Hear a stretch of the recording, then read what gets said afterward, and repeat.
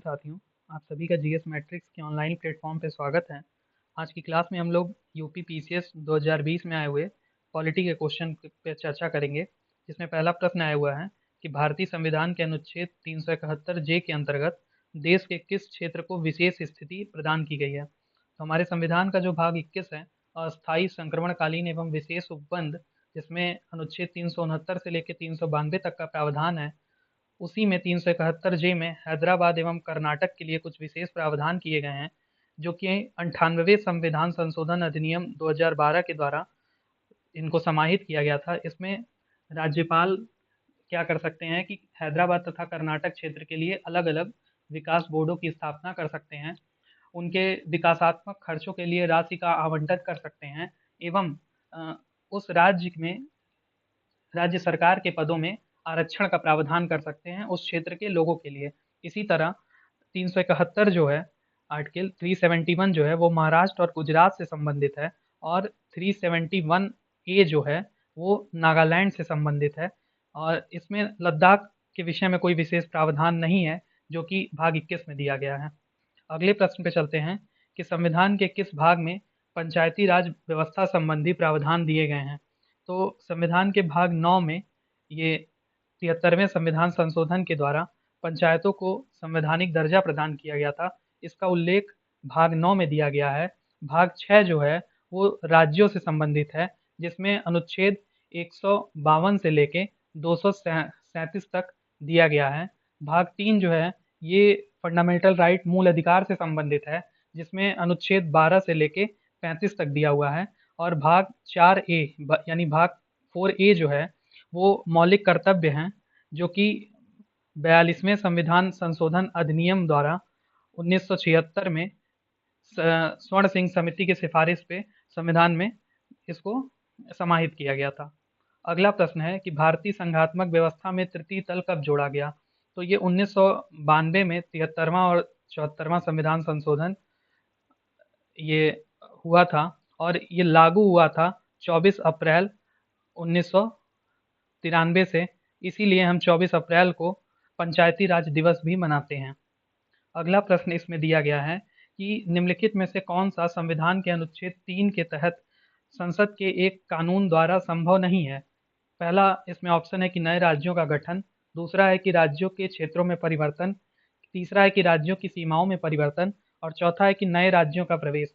तो संविधान का भाग 1 जो है, संघ और उसका राज्य क्षेत्र जो है, जिसमें अनुच्छेद 1 से लेके 4 तक दिया हुआ है, उसमें अनुच्छेद 2 में यह प्रावधान है कि नए राज्यों का प्रवेश कैसे होगा। जबकि अनुच्छेद 3 में जो हमारे राज्य हैं उनका गठन और राज्यों के क्षेत्र में परिवर्तन, सीमाओं में परिवर्तन का जो ये है, ये अनुच्छेद 3 में दिया गया है, लेकिन नए राज्यों का प्रवेश भारत में वो अनुच्छेद 2 में दिया गया है।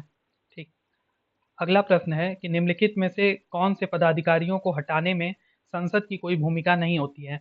उच्च न्यायालय के न्यायाधीशों को, कि दूसरा है कि उच्चतम न्यायालय के न्यायाधीशों को, तीसरा है अध्यक्ष संघ लोक सेवा आयोग, और चौथा है भारत के नियंत्रक एवं महालेखा परीक्षक। नीचे दिए गए कूट से सही उत्तर चुनिए। तो यूपीएससी के जो चेयरमैन होते हैं, यूनियन पब्लिक सर्विस कमीशन के चेयरमैन को हटाने में संसद की कोई भूमिका नहीं होती है, उनको सीधे राष्ट्रपति द्वारा हटाया जाता है। बाकी किसी भी हाई कोर्ट के जज को, किसी भी सुप्रीम कोर्ट के जज को, या फिर नियंत्रक एवं महालेखा परीक्षक को एक प्रोसेस दिया गया है, उसके द्वारा हटाया जाता है। वो क्या प्रोसेस है कि अगर इनको हटाने के लिए कोई ऐसा प्रस्ताव आ रहा है, तो अगर लोकसभा में आता है तो 100 सांसदों के हस्ताक्षर से, और अगर राज्यसभा में आता है तो 50 सांसदों के हस्ताक्षर से ये प्रस्ताव लाया जाता है। उसके बाद अगर लोकसभा में आता है तो वहाँ पे स्पीकर जो हैं, और अगर राज्यसभा में आता है तो जो चेयरमैन है वो इस प्रस्ताव को स्वीकार करते हैं। स्वीकार करने के बाद एक जांच समिति बनाई जाती है। उस ये जो जांच समिति होती है वो 3 सदस्यीय होती है। उस 3 सदस्यीय जांच समिति में कोई भी एक एक्टिंग जज होंगे जो सुप्रीम कोर्ट के होंगे, दूसरे किसी भी हाई कोर्ट के चीफ जस्टिस होंगे, और तीसरा कोई भी ऐसा जो कानूनी सलाहकार, जो कि कानून के विषय में जानकार हो, वो होगा। फिर ये जांच समिति, इंक्वायरी कमेटी एक रिपोर्ट बनाती है और उस सदन को सौंपती है जहां जिस सदन के द्वारा इसको गठित किया जाता है। यानी अगर जांच समिति लोकसभा के द्वारा गठित की जाती है तो उसको रिपोर्ट सौंपेगी, अगर राज्यसभा के द्वारा गठित की जा रही है तो उसको रिपोर्ट सौंपती है। उसके बाद वहाँ पे स्पीकर और चेयरमैन क्या करते हैं, इस रिपोर्ट को संसद में रखते हैं और संसद इसको विशेष बहुमत से पारित करती है। विशेष बहुमत का मतलब है कि उपस्थित और मतदान देने वालों का 2/3 और कुल सदस्य संख्या का बहुमत, यानी कुल सदस्य संख्या के 1/2 से ज़्यादा। ये जब दोनों चीज़ें मिलती हैं तब जाकर विशेष बहुमत से वो प्रस्ताव पारित होता है और उसके बाद वो प्रस्ताव जो रहता है वो दूसरे सदन में भेज दिया जाता है। दूसरा सदन भी उसको विशेष बहुमत से ही पारित करता है। उसके बाद राष्ट्रपति के द्वारा उस हाई कोर्ट के जज को या सुप्रीम कोर्ट के जज को या भारत के नियंत्रक एवं महालेखा परीक्षक को हटाया जाता है। लेकिन अध्यक्ष को हटाने में, संघ लोक सेवा आयोग के अध्यक्ष को हटाने में संसद की कोई भूमिका नहीं होती है। अगला प्रश्न है कि पंचायतों के लिए कराए जाने वाले सभी निर्वाचनों के संचालन का अधीक्षण, निर्देशन और नियंत्रण निहित होता है। तो पंचायतों के जो चुनाव होते हैं उसको कराने के जो दायित्व दिया गया है वो राज्य निर्वाचन आयोग को दिया गया है। और लोकसभा का जो चुनाव होता है, जो राज्यसभा का चुनाव होता है, राज्यों की विधानसभाओं का जो चुनाव होता है, राज्यसभा, राज्यों की विधानसभा का चुनाव, राष्ट्रपति का चुनाव और उपराष्ट्रपति का चुनाव, इसको कराने के लिए भारत का निर्वाचन आयोग है। ठीक, पंचायतों के लिए ये राज्य निर्वाचन आयोग करवाता है इसको। अगला प्रश्न है कि निम्नलिखित युग्मों में से कौन सा सुमेलित नहीं है? तो अंतर्राज्यीय परिषद का प्रावधान जो है वो अनुच्छेद 263 में दिया गया है, ये सही है। वित्त आयोग का जो प्रावधान है वो 280 में दिया गया है, ये भी सही है। प्रशासनिक न्यायाधिकरण जो है वो अनुच्छेद 323 ए में दिया गया है, जो कि भाग 14 ए में है, ये भी सही है। और संघ लोक सेवा आयोग का जो प्रावधान है वो 315 में है, ये भी सही है। इसमें आयोग के द्वारा जो प्रश्न गलत माना गया है वो यही है कि डी है। क्या है कि अनुच्छेद 315 में संघ एवं राज्य दोनों लोक सेवा आयोग के गठन का प्रावधान है। तो यहाँ पे एक टर्म जो है वो छूटा हुआ है, यानी अगर ये रहता संघ एवं राज्य लोक सेवा आयोग तो ये सही होता, यानी यही जो है वो सही सुमेलित नहीं है। अगला प्रश्न है कि भारतीय संविधान का कौन सा अनुच्छेद जो है वो केंद्रीय सतर्कता आयोग का वर्णन करता है? अनुच्छेद 268, 280 या अनुच्छेद 276? तो जो केंद्रीय सतर्कता आयोग है ये भ्रष्टाचार को रोकने के लिए केंद्र सरकार के द्वारा संथानम समिति की सिफारिश पे 1964 में ये बनाया गया था और एक उच्चतम न्यायालय के निर्णय के अनुसार इसको एक अध्यादेश पारित करके 1998 में इसको सांविधिक दर्जा प्रदान किया गया। तो इसका कहीं भी जो उल्लेख है वो हमारे संविधान में नहीं है, यानी इसका ऑप्शन ये सही हो जाएगा। इससे जुड़ी एक और चीज़ें हैं कि ये जो सांविधिक निकाय बनाया गया केंद्रीय सतर्कता आयोग को, ये क्या निकाय क्या होते हैं? पहला एक होता है कि संवैधानिक निकाय, जिसको कॉन्स्टिट्यूशनल बॉडी बोलते हैं। जो भी संविधान में जिसका उल्लेख है, जैसे यूनियन पब्लिक सर्विस कमीशन हो गया, स्टेट पब्लिक सर्विस कमीशन, ये सब जो है वो संवैधानिक निकाय हैं। दूसरा होता है कि गैर संवैधानिक, नॉन कॉन्स्टिट्यूशनल किसको कहते हैं? तो गैर संवैधानिक निकाय जो भी होते हैं उनका उल्लेख जो है वो संविधान में नहीं होता है।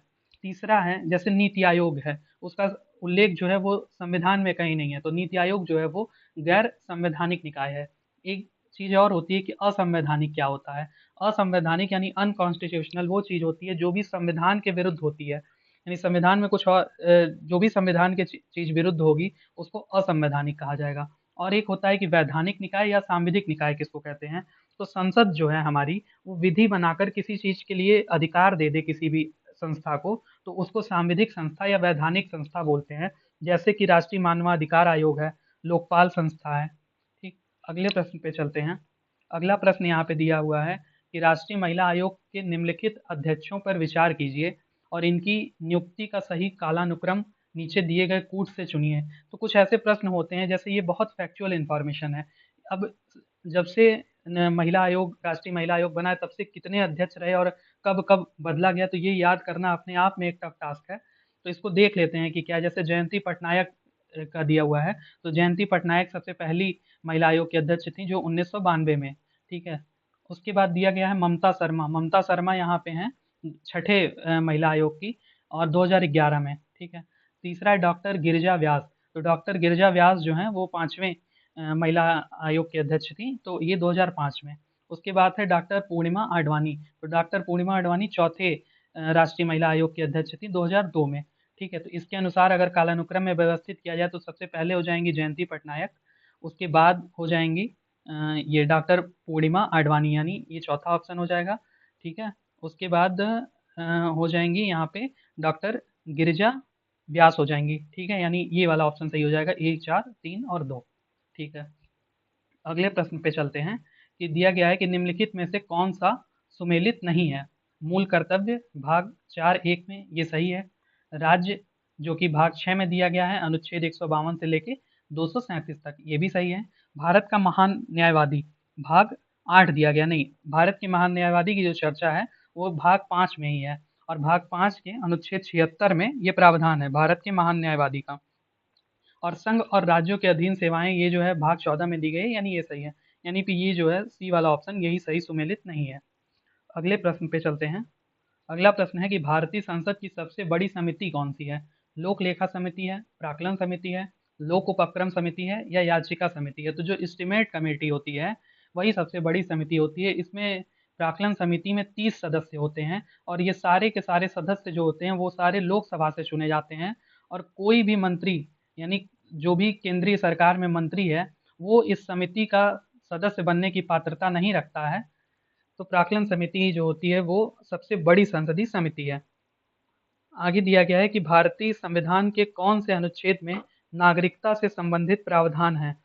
तो अनुच्छेद 5 से 11 जो है, जो संविधान का भाग 2 है, जिसमें नागरिकता का प्रावधान दिया गया है, तो ये 5 से 11 तक है। अच्छा, भारत में क्या है कि एकल नागरिकता है, यहाँ पे राज्य और केंद्र की अलग-अलग नागरिकता नहीं है। लेकिन अमेरिका में क्या है कि अमेरिका में दोहरी नागरिकता का प्रावधान है। यूएसए में जो है वो दोहरी नागरिकता का प्रावधान है, यानी उसमें राज्य की भी अपनी अलग नागरिकता होती है और केंद्र की भी अपनी अलग नागरिकता होती है। ठीक है, अगला प्रश्न है कि नीचे दिए गए कथन दिए गए हैं जिसमें एक को कथन दूसरे को कारण कहा गया है। तो कथन ये दिया गया है कि भारतीय राजनीतिक व्यवस्था की प्रकृति में निरंतरता एवं परिवर्तन के तत्व मूर्त रूप से पाए जाते हैं। ठीक है। दूसरा ये कारण दिया गया है कि भारतीय राजनीतिक व्यवस्था में निम्नलिखित राजनीतिक कार्यशैलियों जैसे आधुनिक शैली, परंपरागत शैली तथा संत शैली के तत्व समाहित हैं।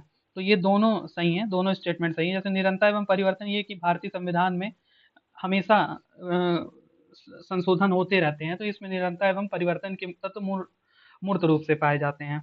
ठीक है, यानी इसका जो ऑप्शन ए हो जाएगा वो सही हो जाएगा कि ए और आर दोनों सही हैं, और जो कारण है वो कथन की व्याख्या करता है। अगला प्रश्न दिया गया है कि राज्यों में मुख्यमंत्री सहित मंत्रिपरिषद में मंत्रियों की न्यूनतम संख्या क्या हो सकती है। तो ये 91वें संविधान संशोधन अधिनियम 2003 के द्वारा ये प्रावधान किया गया था कि जो भी अगर केंद्र पे हैं तो यानी लोकसभा को मिला के, और अगर राज्य में है तो विधानसभा को मिला के मंत्रियों की जो कुल संख्या है वो उस सदन की सदस्य संख्या के 15% से ज़्यादा नहीं होनी चाहिए। और ये जो संख्या है ये 12 से कम भी नहीं होनी चाहिए, यानी उस राज्य विधानसभा या लोकसभा के सदस्य संख्या के 15% से ज़्यादा नहीं होनी चाहिए, और लगभग 12 से कम भी नहीं होनी चाहिए। ठीक है। अगला प्रश्न है कि भारत के सर्वोच्च न्यायालय ने संविधान के आधारभूत ढांचे के सिद्धांत को स्पष्ट किया। तो आधारभूत ढांचे का जो सिद्धांत है वो केशवानंद भारती वाद 1973 में दिया गया था। अगला प्रश्न है कि निम्नलिखित में से कौन सा सुमेलित नहीं है। अनुच्छेद 39 जो है वो सामान्य न्याय एवं निःशुल्क विधिक सहायता से है, तो ये सही है। अनुच्छेद 40 जो है वो ग्राम पंचायतों का संगठन गठन से संबंधित है, ये भी सही है। अनुच्छेद 44 जो है वो सामान्य नागरिक संहिता से है, ये भी सही है। अनुच्छेद 48 जो है वो न्यायपालिका या कार्यपालिका का पृथक्करण नहीं, अनुच्छेद 48 जो है वो कृषि और पशुपालन का संगठन से संबंधित है, और ये न्यायपालिका या कार्यपालिका का जो पृथक्करण है ये अनुच्छेद 50 में वर्णित है संविधान के। तो ये जो डी वाला है यही सही सुमेलित नहीं है। अगले प्रश्न पे चलते हैं। दिया गया है कि भारत के महान्यायवादी के संदर्भ में निम्नलिखित कथनों पर विचार कीजिए। पहला कथन है कि राष्ट्रपति किसी ऐसे व्यक्ति की नियुक्ति करेंगे जो उच्चतम न्यायालय के न्यायाधीश के रूप में नियुक्ति के लिए अहर्ह होगा। यानी ये पहला स्टेटमेंट तो सही है महान्यायवादी के उसमें। और दूसरा है कि महान्यायवादी इतना पारिश्रमिक प्राप्त करेगा जो संसद अवधारित करे। तो नहीं, ये संसद यहाँ पे नहीं है। जो न्यायवादी जो है वो इतना पारिश्रमिक प्राप्त करेगा जो कि राष्ट्रपति तय करें। तो यहाँ पे जो नीचे दिए गए कूट से सही उत्तर चुनिए, तो यहाँ पे केवल एक सही है, ये वाला सही हो जाएगा। ठीक है, अगला प्रश्न है कि नीचे दो कथन दिए गए हैं जिसमें से एक को कथन दूसरे को कारण कहा गया है। कथन है कि भारतीय संघात्मक व्यवस्था को अर्ध संघात्मक कहा जाता है। तो पहला स्टेटमेंट तो सही है। अर्ध संघात्मक इसलिए कहा जाता है कि इसमें कुछ अध्यक्षीय शासन प्रणाली के तरह प्रावधान है और कुछ संसदीय शासन प्रणाली की तरह प्रावधान है, तो अर्धसंघात्मक तो है, ये सही है। दूसरा ये कहा गया कि भारत में एक स्वतंत्र न्यायपालिका है जिसे न्यायिक पुनरीक्षण का अधिकार है, तो ये भी स्टेटमेंट सही है कि जुडिशियल रिव्यू हो सकता है और स्वतंत्र न्यायपालिका है, ठीक है। लेकिन ये जो कारण है वो कथन की सही व्याख्या नहीं है, क्योंकि अर्धसंघात्मक है हमारा जो संघात्मक व्यवस्था है भारतीय, वो तो ठीक है, लेकिन ये जो स्वतंत्र न्यायपालिका है ये संघीय व्यवस्था का एक वो है, तो इसलिए यहाँ पे ऑप्शन जो बी हो जाएगा वो सही हो जाएगा कि ए और आर तो दोनों सही हैं, किंतु आर ए की सही व्याख्या नहीं करता है। अगला है कि निम्नलिखित में से किस पर गतिरोध दूर करने हेतु लोकसभा और राज्यसभा की संयुक्त बैठक हो सकती है? सामान्य विधेयक, धन विधेयक, संवैधानिक संशोधन विधेयक या विनियोग विधेयक? तो सामान्य विधेयक के ही संदर्भ में हमेशा संयुक्त बैठक होती है, क्योंकि धन विधेयक और संवैधानिक संशोधन विधेयक के उसमें कभी भी संयुक्त बैठक जो है, ज्वाइंट सिटिंग का कोई भी प्रावधान नहीं दिया गया है, ठीक है। और जब भी ज्वाइंट सिटिंग होती है तो उसकी अध्यक्षता जो रहते हैं वो लोकसभा के स्पीकर करते हैं, ठीक है। और विनियोग विधेयक भी एक तरह का धन विधेयक होता है। जब संसद में बजट पेश किया जाता है उसके बाद में सरकार विभिन्न मंत्रालयों के लिए जो आवंटन रहता है उसको निकालने के लिए एक विनियोग विधेयक लाया जाता है, तो विनियोग विधेयक भी एक तरह का धन विधेयक ही होता है। इस पे भी गतिरोध को दूर करने के लिए कभी भी संयुक्त बैठक नहीं हो सकती है। अगला प्रश्न है कि सूची 1 से सूची 2 का मिलान करना है। यहाँ पे सूची 1 में कुछ अनुच्छेद दिए गए हैं और सूची 2 में उसका प्रावधान दिया गया है। तो अनुच्छेद 61 में क्या है कि राष्ट्रपति का महाभियोग, अनुच्छेद 61 में राष्ट्रपति के महाभियोग का प्रावधान है। अनुच्छेद 67 बी में जो है वो उपराष्ट्रपति को कैसे हटाया जाएगा इसका प्रावधान है। अनुच्छेद 94 जो दिया गया है, यानी इसको 94वां अनुच्छेद जो है वो स्पीकर को हटाने का प्रावधान है, लोकसभा के स्पीकर को, ठीक है। अनुच्छेद 90 जो है वो राज्यसभा के सभापति को हटाने का इसमें प्रावधान दिया गया है, यानी क्या हो जाएगा 2 3 4 1, यानी ऑप्शन सी यहाँ पे सही हो जाएगा, ठीक है। अगला प्रश्न था, अच्छा यहीं तक था, ठीक है। आप सभी का वीडियो देखने के लिए बहुत बहुत धन्यवाद।